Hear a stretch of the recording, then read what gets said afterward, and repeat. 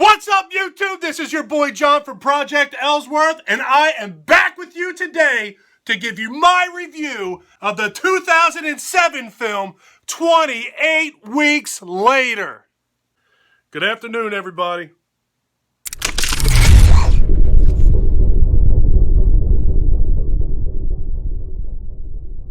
If you're new to my channel, don't forget to click that subscribe button. If you're already subscribed to my channel, welcome back, folks. It is good to see you again. 28 Weeks Later was written by Rowan Joffe, Juan Carlos Fresnadillo, Enrique Lopez Levine, and Jesus Olmo. 4 people. It was directed by Juan Carlos Fresnadillo, starring Robert Carlyle, Idris Elba, Rose Byrne, and Jeremy Renner.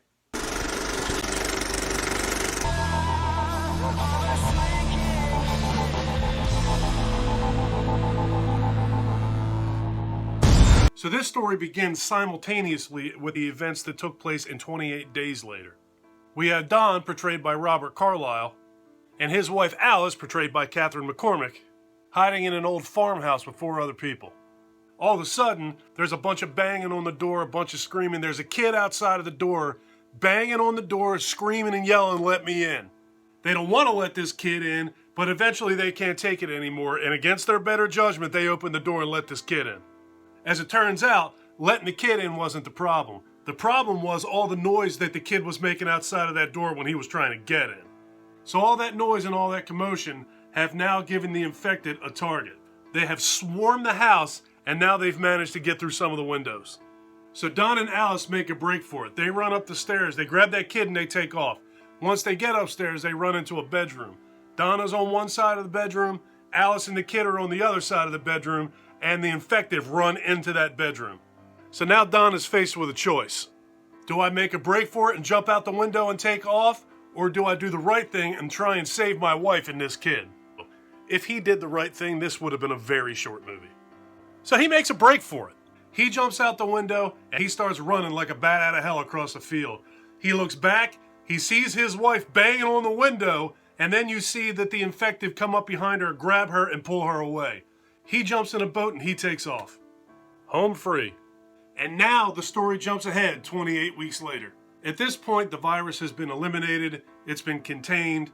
The infected, they said that the infected died from starvation. And at this point, Don is getting ready to be reunited with his kids, Tammy and Andy. They were away when the outbreak took place, and they have been safe the whole time. So after Don's reunited with the kids, he sits down to have a heart-to-heart with them. They ask him what happened to Mom, and he just flat out lies to them. He says that I saw her get bitten. There was nothing that I could do. I made a break for it and I managed to get away. I tried to go back, but I couldn't. There was just simply nothing that I could do to help her. I watched her get bitten. This guy's a jerk. Clearly has no moral compass, lying to his kids. So now these kids just have to accept that their mother's gone, that their father watched her die, and there simply wasn't anything that he could do about it. So a short time later, Tammy and Andy get the idea that they're going to sneak out and they're going to go back to their old house and get a few things. So they do so. They steal a little motorbike. They ride over a bridge. They go home to see if they can grab a few things. While they're in there, Andy goes upstairs and he's in there looking around and he hears something. He turns and looks. I'll give you one guess at who he finds in that house. Don't lie to your kids. I absolutely, positively loved this movie. I haven't seen this in quite some time. I forgot how good this movie was. It's been so long that I forgot Idris Elba was in this movie. I forgot that Rose Byrne was in this movie. I forgot that Jeremy Renner was in this movie. The only person that I actually remembered was in this movie was Robert Carlyle. I know him from Trainspotting several years prior to this. The story itself, without giving anything further away, is just fantastic. I thought that the story, especially inside of this universe, is very believable. I think that especially with the world being in the state that it's in right now, it makes it that much more horrifying that a virus can spread this rapidly and be this widespread. It kind of touches a nerve right now. And one thing that I thought that this movie did that the other movie did not do was it actually shows the beginning of and the spread of this virus. I honestly have to tell you, I liked everything about this movie. If I had to really try and split hairs and find something that I did not like about this, there were a couple of scenes that were shot in a way that I wasn't crazy about in this movie. And what I'm referring to is when they would show one of the infected, a close-up of the infected in slow motion with like glitchy camera shots of them like spewing blood. I thought that seemed kind of amateurish. It almost felt like they were just slowing things down just to fill more time.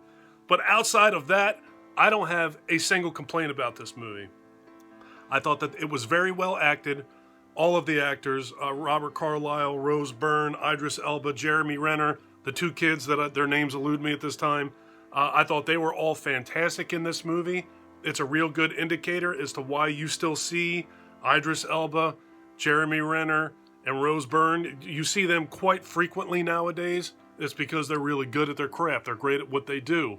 Even the soundtrack to this movie is spectacular and, in my opinion, perfect. It's horrifying and it's downtrodden, and it gives you a feeling of defeat at the same time building tension. It's just absolutely perfect. It's a perfect score for this situation, and I think that this soundtrack, no matter what you're doing, where you are, if you heard that soundtrack, it would bring you right to this movie. Or even the first movie, because the soundtrack is the same in each. So 28 weeks later, did I enjoy it as much as 28 days later? Maybe. I'm not quite sure, but I think there's a real good chance that I did, for very different reasons I like these movies. I would definitely recommend that you watch this. I thought it was spectacular. Like I said, finding something that I didn't like in this movie is kind of splitting hairs. If you have not seen 28 Weeks Later, I highly recommend watching this movie. It is out of this world. Have you seen this flick? Did you like this movie as much, more, or about the same as 28 Days Later? Are you kind of on the fence like I am? Leave me some comments down below and let's talk about it. If you like this video, please give me a thumbs up. If you really like this video and you have been enjoying my content up to this point, please do me a huge personal favor. Click that subscribe button and then ring that notification bell. Take care of yourself. Take care of each other. Have a kick-ass day, and thank you for watching.